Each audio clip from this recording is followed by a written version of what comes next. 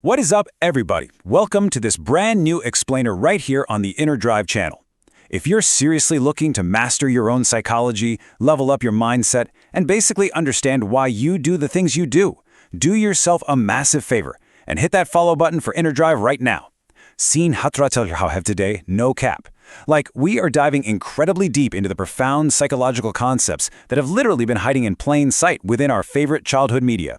You probably think you were just sitting on the carpet watching animated animals do karate, right?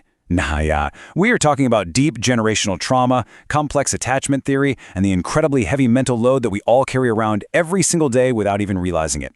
So grab your notebooks, get comfortable, and let's jump straight into the deep end of the mind. To kick things off, let's take a hard look at Master Tigris from Kung Fu Panda.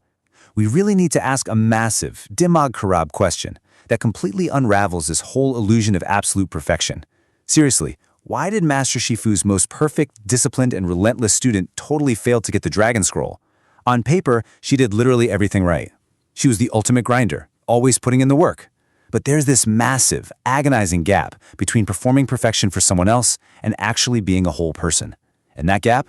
It cost her the single destiny she sacrificed her entire childhood for. Section 1. The Tragedy of Perfection.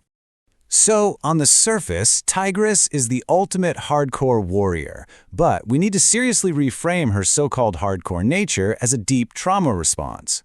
To really get this, you have to look at the backstory.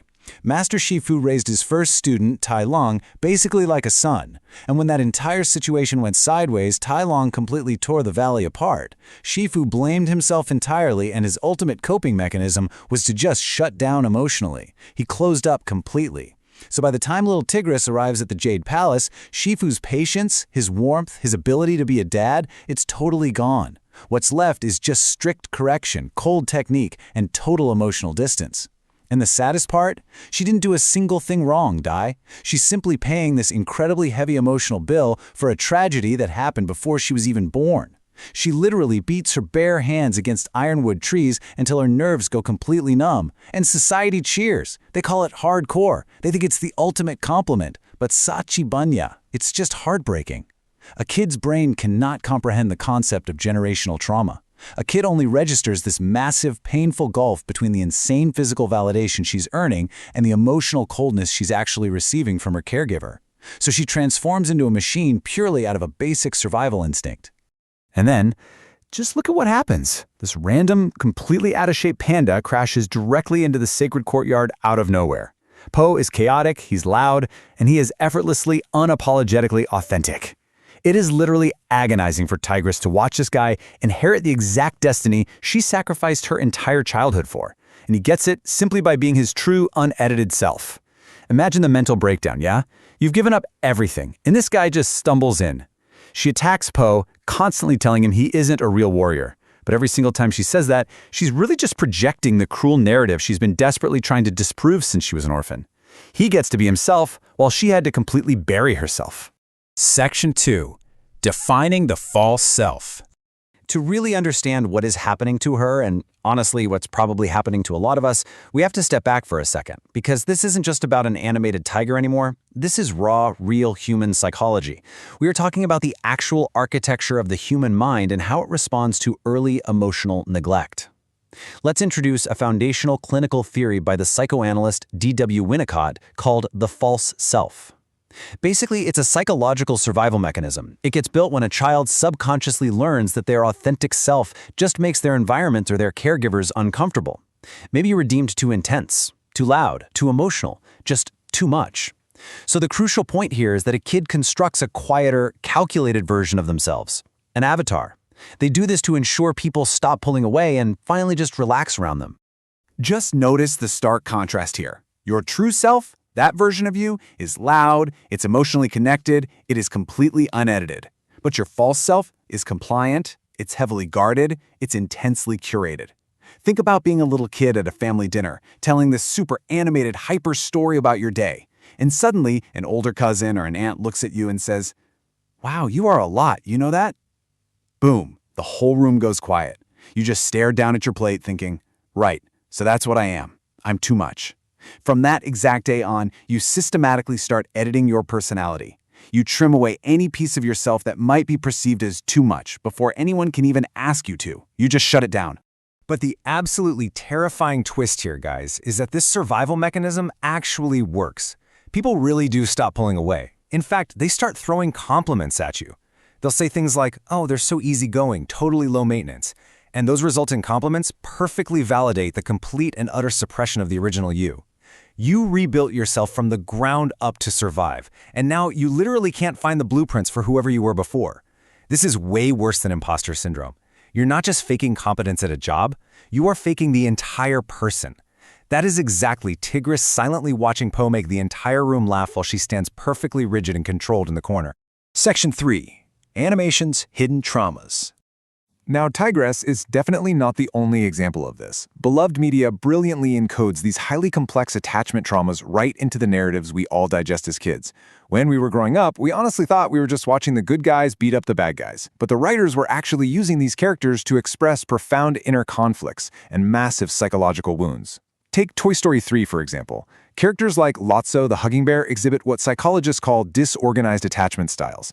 This is a direct result of an early disruption in the caregiver-child bond. Remember when Lotso was accidentally abandoned and then literally replaced by Daisy? His entire sense of security was completely shattered, so he showed avoidance by keeping maximum emotional distance through pure intimidation and power. When he betrays Woody and Buzz at the garbage incinerator, it's this incredibly bitter reminder of his own deep fears of abandonment.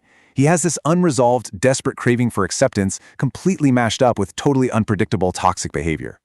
And this just proves that even in children's media, what looks like pure villainy or excessive rigidity is so often just a really deep, unhealed emotional wound. Both Tigris and Lotso use controlling behavior. For them, it is a desperate survival response to completely unbearable emotional pain. While some critiques might look at Lotso as just this oppressor in a capitalist toy system, the actual psychological scope shows he's fundamentally a victim of trauma. Defense mechanisms are exactly that, the survival mechanisms of trauma victims, and until they actually process that trauma, they are forever trapped inside their own false, controlling selves. Section 4. Gen Z's Prosthetic Identities. All right, we are going to pivot now. We are leaving the Jade Palace and we are looking directly into the mirror of our modern digital world. Because Sachi Banya, this false self-trap, it is happening to us right now, every single day, on a massive scale. Our generation has basically weaponized the false self and turned it into an entire digital lifestyle. The post-digital generation, Gen Z and Alpha, faces constant, relentless social media mirroring. Today's youth use devices as literal mirrors to feed a pre-digital narcissistic need. We fundamentally feel like we need to be seen just to feel like we exist. But this constant 24/7 performance leads to extreme emotional dissociation. Researchers highlight a massive rise in alexithymia, which is the literal inability to express or even identify fear and sadness. Because if you can't express those core emotions, you remain completely dissociated. It leads to this chronic, conscious avoidance of any true intimacy. Researchers have actually identified 4 specific endophenotypic traits that define exactly how we fluidly navigate this intensely virtual world. First up, undefined ID, that intense, burning need to not be boxed into one single, univocal category. Second is communaholic, the overwhelming desire to be radically inclusive, to always belong to the network. Third is dialoguer, preferring endless looping dialogue over any direct comparisons or real conflict. And fourth, realistic, a highly pragmatic, almost detached approach to surviving in a gig economy in a chaotic digital landscape. We literally built this entire psychological framework just to cope with a world of extreme liquidity. Let's break the fourth wall for a second here, Yar. Have you ever caught yourself sitting at your desk, fully becorned, just stressing and rehearsing your exact script for a Zoom meeting 10 entire minutes before it even starts? You are actively auditing your own vocal tone in your head. You laugh at a colleague's joke, and then you immediately rewind that laugh in your brain to audit if it was just a fraction too loud. Guys, this is the exact same false self-survival mechanism as Tigris sitting completely silently at the Jade Palace dinner table. You are constantly masking to ensure you don't make the digital room uncomfortable. Just look at the direct parallel here. At the Jade Palace dinner, Tigris is perfectly rigid. She has violently beaten out her own personality, and she's forced to just sit there and watch Po completely embody everything she suppressed. In our modern digital life, we are doing the exact same thing. We are obsessively monitoring our tone, editing out the too much on every single post, text, and call. You systematically trim away any little piece of yourself that might be perceived as extra. You are literally assassinating your own authentic thoughts before they even leave your mouth. You do it so fast now, you don't even remember what you were originally going to say. This continuous, never-ending exposure to digital demands and idealized social media forces young people into maintaining what researchers literally call a prosthetic identity. It's an artificial extension of yourself. You are constantly multitasking, dividing your precious attention between a million different activities. This leads to the total fragmentation of your attention and your thoughts. You are constantly exposed to the idealized, fake representations of everyone else, requiring you to desperately keep your own prosthetic identity polished and shiny. And this constant curation ultimately leads to a profound loss of authenticity, a total absence of your true autobiographical self, and complete alienation from who you really are. Section 5. Reclaiming the true blueprint. But listen, Dai, there is hope. It doesn't actually have to end with all of us completely lost in the matrix. Let's look at how we can actively dismantle this digital mask by looking at the epic conclusion of our character study. Because Tigris, she didn't stay trapped in her false self forever. Across the sequels, she actually does the agonizing, incredibly hard work of finding the blueprints she lost. In the second movie, Po completely falls apart, and he isn't pretending to be fine. Tigris watches someone she actually respects be entirely vulnerable. And in this massive moment of growth, she drops the transactional perfectionism. She just hugs him. No agenda, no transaction. She actively chooses authentic connection. And in the third movie, when the villain Kai shows up and destroys everyone, the old Tigris would have fought him to the death just to prove her worth. But this Tigris chooses vulnerability over a suicidal need to prove herself. She warms Po instead. She proves it's absolutely possible to step out of the false self and rewrite your own code. As we wrap up this explainer, I want to leave you with this final, Dimag Kharab, totally provocative thought. Really reflect on this the next time you feel the intense urge to edit your true self or audit your laugh or hide behind your prosthetic identity online.